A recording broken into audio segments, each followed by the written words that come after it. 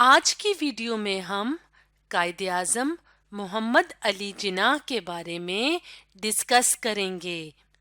तो जैसे कि हम सब जानते हैं कि कायदे आज़म मोहम्मद अली जिन्ना एक बहुत अजीम लीडर थे, जिनको हम फाउंडर ऑफ पाकिस्तान भी कहते हैं, यानी पाकिस्तान के बानी भी कहते हैं।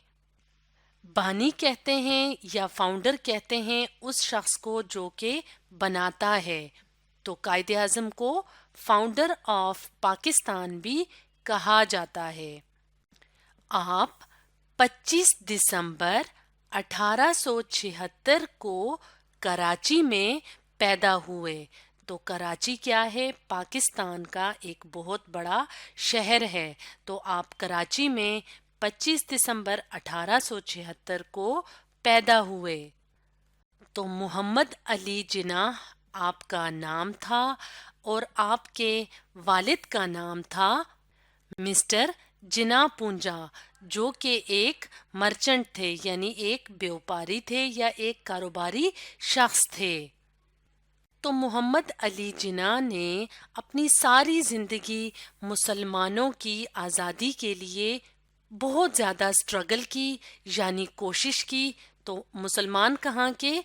सब कॉन्टिनेंट के, यानी बरे सगीर पाक व हिंद के मुसलमानों के लिए कायदे आज़म मोहम्मद अली जिन्ना ने अपनी सारी ज़िंदगी बहुत ज़्यादा स्ट्रगल की, मेहनत की या कोशिश की, जिसकी वजह से मोहम्मद अली जिन्ना को कायदे आज़म का टाइटल यानी खिताब दिया गया।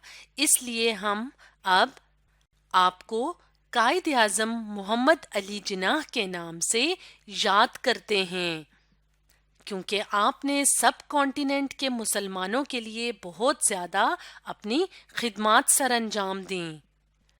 अब हम बात करते हैं मोहम्मद अली जिन्ना की इब्तिदाई तालीम की। तो कायदे आज़म मोहम्मद अली जिन्ना ने अपनी इब्तिदाई तालीम कराची से ही हासिल की। शुरू में आप ने सिंध मदरसातुल इस्लाम से तालीम हासिल की और इसके अलावा क्रिश्चियन मिशनरी स्कूल से भी आपने अपनी इब्तिदाई तालीम हासिल की। उसके बाद आप आला तालीम के लिए इंग्लैंड यानी इंग्लिस्तान चले गए, यानी हायर एजुकेशन के लिए आपने इंग्लैंड का रुख किया, इंग्लिस्तान का रुख किया। और इंग्लैंड में आपने एक मशहूर लॉ स्कूल, जिसे लिंकन्स इन लॉ स्कूल के नाम से जाना जाता है, उसमें आपने एडमिशन लिया, जहां पे आपने अपनी वकालत की तालीम हासिल की और वकालत की डिग्री यहीं लिंकन्स इन लॉ स्कूल से हासिल की। तो वकालत की तालीम हासिल करके आप दोबारा वापस ब्रिटिश इंडिया आए। ब्रिटिश इंडिया क्यों था? क्योंकि उस वक्त हिंदुस्तान या इंडिया के ऊपर बरतानवी राज था, यानी बरतानवी हुकूमत थी, इसलिए उसको ब्रिटिश इंडिया कहा जाता था। तो जब आप ब्रिटिश इंडिया यानी हिंदुस्तान वापस आए, तो आपने क्योंकि वकालत की तालीम हासिल की थी, इसलिए आपने अपना शोबा भी वकालत ही रखा। साथ ही साथ आपने सियासत में भी कदम रखा और अपना पॉलिटिकल करियर यानी सियासी पेशा भी इख्तियार किया और 1906 में इंडियन नेशनल कांग्रेस में शमूलियत इख्तियार की। इंडियन नेशनल कांग्रेस इंडिया की एक बड़ी सियासी जमात थी, जिसमें के कायदे आज़म मोहम्मद अली जिन्ना ने अपनी शमूलियत इख्तियार की और तकरीबन 7 साल आप इंडियन नेशनल कांग्रेस का हिस्सा रहे। उसके बाद 1913 में, यानी 7 साल बाद, आपने एक और सियासी जमात जिसका नाम था मुस्लिम लीग, उसमें शमूलियत इख्तियार की और इस जमात में मुसलमानों की अक्सरियत थी, यानी बड़ी तादाद में मुसलमान लीडर्स या रहनुमा इस जमात में मौजूद थे।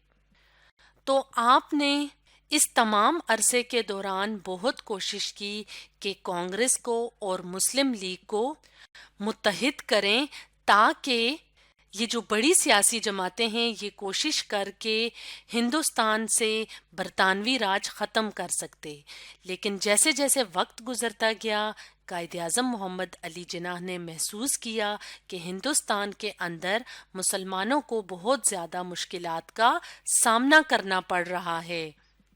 تو جب آپ نے یہ محسوس کیا کہ ہندوستان میں مسلمانوں کو بہت زیادہ مشکلات کا سامنا کرنا پڑ رہا ہے تو اس کے بعد آپ نے اپنی کوششیں کی مسلمانوں کی آزادی کے لیے، یعنی برٹش انڈیا یا اس وقت جو ہندوستان تھا اس کے اندر جو مسلمان تھے تو ان کے لیے ایک آزاد ریاست ہونی چاہیے جہاں پہ وہ اپنے مذہب کے مطابق زندگی گزار سکیں۔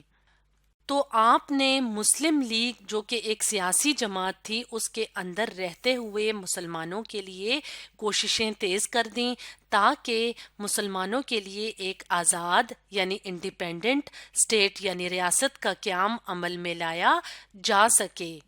تو 1913 میں آپ نے مسلم لیگ جوائن کی تھی، یعنی مسلم لیگ میں شمولیت اختیار کی تھی۔ اس کے بعد آپ کی کوششوں، آپ کی انتھک محنت کی وجہ سے اور آپ کی قائدانہ صلاحیتوں کی وجہ سے آپ کو مسلم لیگ کا پریزیڈنٹ بنا دیا گیا 1934 میں، یعنی 1934 میں آپ مسلم لیگ کے صدر بن گئے۔ آپ کی دن رات کی کوششوں کی وجہ سے قرارداد پاکستان، جس کو ہم پاکستان ریزولوشن بھی کہتے ہیں، وہ پاس ہوئی 1940 میں لاہور کے مقام پر مینار پاکستان جہاں پہ ہے وہاں پہ قرارداد پاکستان منظور ہوئی۔ تو یہ وہ جگہ ہے جس کو ہم مینار پاکستان کہتے ہیں۔ اس مقام پہ پاکستان ریزولوشن قائد اعظم محمد علی جناح کی محنتوں اور کوششوں کی وجہ سے منظور ہوئی تھی، اور اس کے بعد یعنی اتنی زیادہ انتھک محنت اور کوشش اور ان کی لیڈرشپ یعنی رہنمائی کی وجہ سے اور ان کی قیادت کی وجہ سے ہمارا وطن، ہمارا کنٹری پاکستان وجود میں آیا۔ پاکستان کب وجود میں آیا؟ 14 اگست 1947 کو، یعنی 14 اگست 1947 کو Pakistan came into being, Pakistan آزاد ہوا۔ وگرس کہتے ہیں بھرپور کو، ایفرٹ کہتے ہیں کوشش کو، یعنی ان کی بھرپور کوششوں کی وجہ سے پاکستان 14 اگست 1947 کو وجود میں آیا۔ اسی وجہ سے ہم قائد اعظم کو فاؤنڈر آف پاکستان بھی کہتے ہیں۔ اور پاکستان جب آزاد ہوا تو اس کے چند ماہ تک ہی آپ اس کے بعد زندہ رہ سکے، اور آپ کی وفات ہوئی سپٹمبر 11 1948 میں، یعنی چند ماہ تک آپ زندہ رہے اور اس کے بعد 1948 میں آپ کا انتقال ہو گیا اور آپ کو کراچی میں دفن کیا گیا، یعنی جو مزار قائد ہے وہ کہاں پہ ہے؟ کراچی میں ہے۔ تو اسٹوڈنٹس، آج ہم نے ڈسکس کیا قائد اعظم محمد علی جناح کے بارے میں۔